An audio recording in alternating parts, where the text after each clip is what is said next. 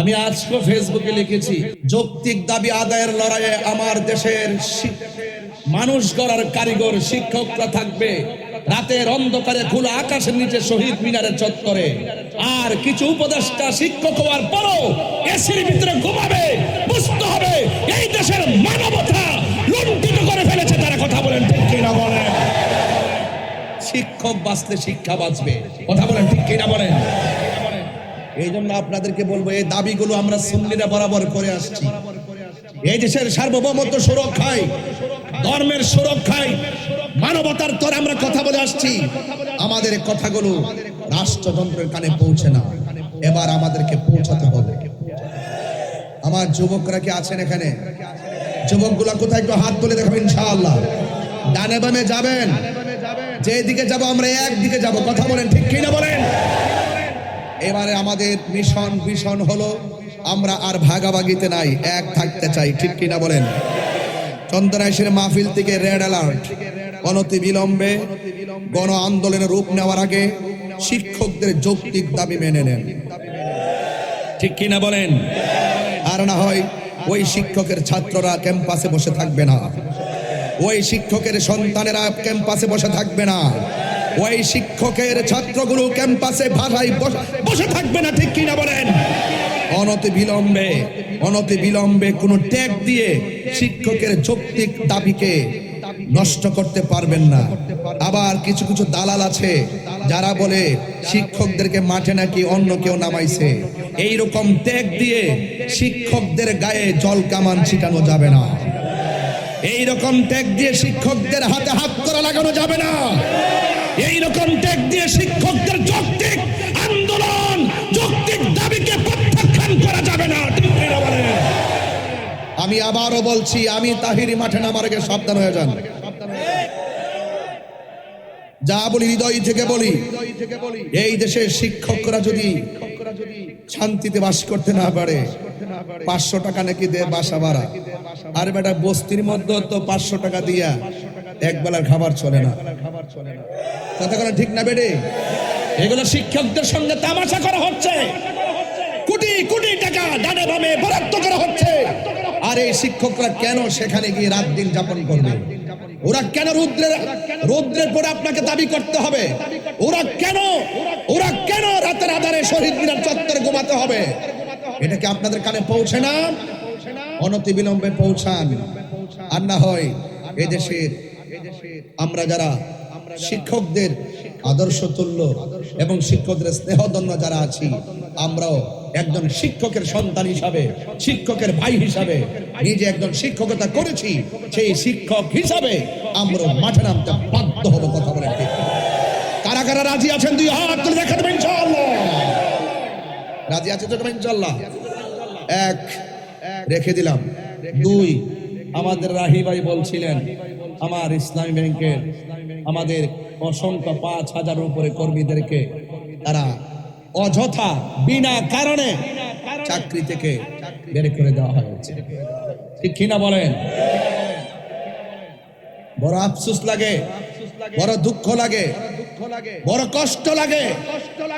মানুষের বুকে লাথি দেওয়ার আগে একবার নিজের পেটের কথা চিন্তা করেন। ঠিক কিনা বলেন?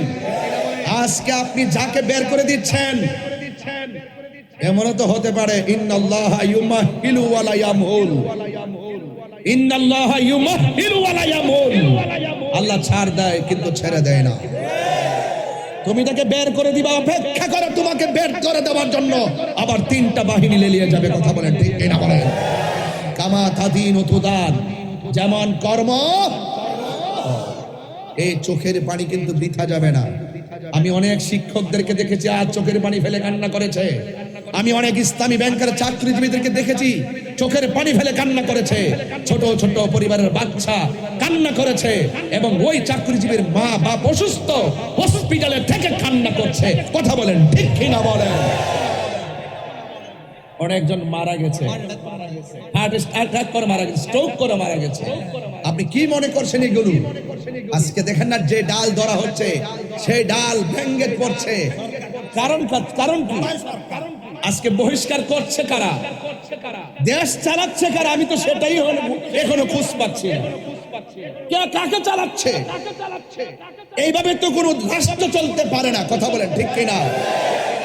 আমার মতন ব্যক্তি, আমি যেখানে সম্প্রীতি নিয়ে কথা বলি, সার্বভৌমত্ব সুরক্ষায় কথা বলি এবং ধর্ম সুরক্ষায় কথা বলি, ধর্মান্ধদের বিরুদ্ধে কথা বলি, মানবতার তরে মাথায় বস্তা নিয়ে গোলা পানিতে নেমে মানুষের ঘরে যাওয়ার চেষ্টা করি, সেই মানুষটাকে অযথা বিনা কারণে আপনারা মামলা দিয়েছেন। আপনারা কারা দিচ্ছে, কারা করাচ্ছে, এগুলো ফাইন্ড আউট করার জন্য তো একটা গ্রুপ লাগবে। এদেরকে তো ধরার জন্য একটা গ্রুপ লাগবে। এদেরকে ধরার জন্য আহলুস সুন্নাত ওয়াল জামাত যথেষ্ট, এই দেশের পীর মাশায়েখ যথেষ্ট। এই জন্য আপনাদেরকে ঐক্যবদ্ধ থাকতে হবে। আমি শুরুতে কথাগুলো না বললে হয়তো পেছনে আপনাদের অনেককে আমি পাবো না।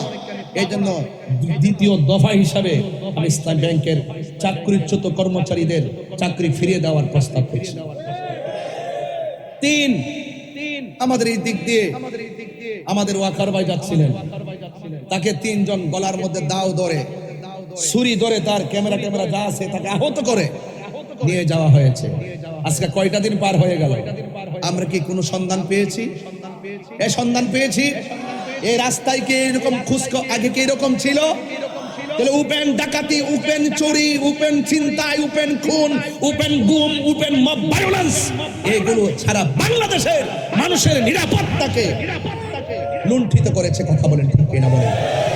এই জন্য আমাদের নিরাপত্তা নাই, আমাদের অসংখ্য গাড়ি ঘোড়া ভেঙেছে। এই জন্য এই রাস্তাঘাট আমাদেরকে সুরক্ষা করতে হবে। এই রাস্তাঘাটের চুরি ছিনতাই এবং খুন গুম মব ভায়োলেন্স থেকে যদি সমাজের মানুষকে আপনি যদি শান্তিতে রাখতে চান, তাহলে একটি শান্তিপ্রিয় গোষ্ঠী তৈরি করতে হবে। এই চন্দনেশের সেই শান্তি প্রতিষ্ঠিত করার একমাত্র ফোর্স এবং সার্স পার্টি হলো আহলুস সুন্নাত ওয়াল জামাত।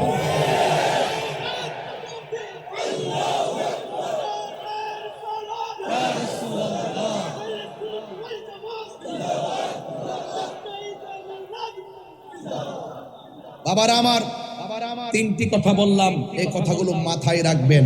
এগুলো সম্প্রীতির ঘটনা, এগুলো খেয়াল রাখবেন। শুধুমাত্র ওয়াজও আসলেন, ওয়াজ থেকে চলে যাওয়ার পর আপনারা আমাদের কথা শুনেন না।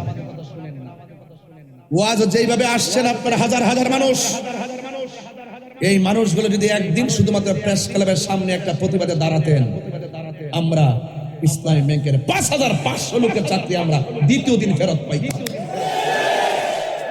আপনারা ওয়াজ আওয়াজ ঠিকই করেন, এই জন্য আপনাদেরকে আর ওয়াজের মধ্যে সীমাবদ্ধ থাকতে চলবে না রে ভাই। আর এইভাবে থাকলে চলবে না তো।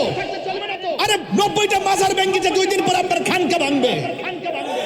আর কি এভাবে বসে থাকতে পারবো? এখন সিদ্ধান্ত নিতে হবে।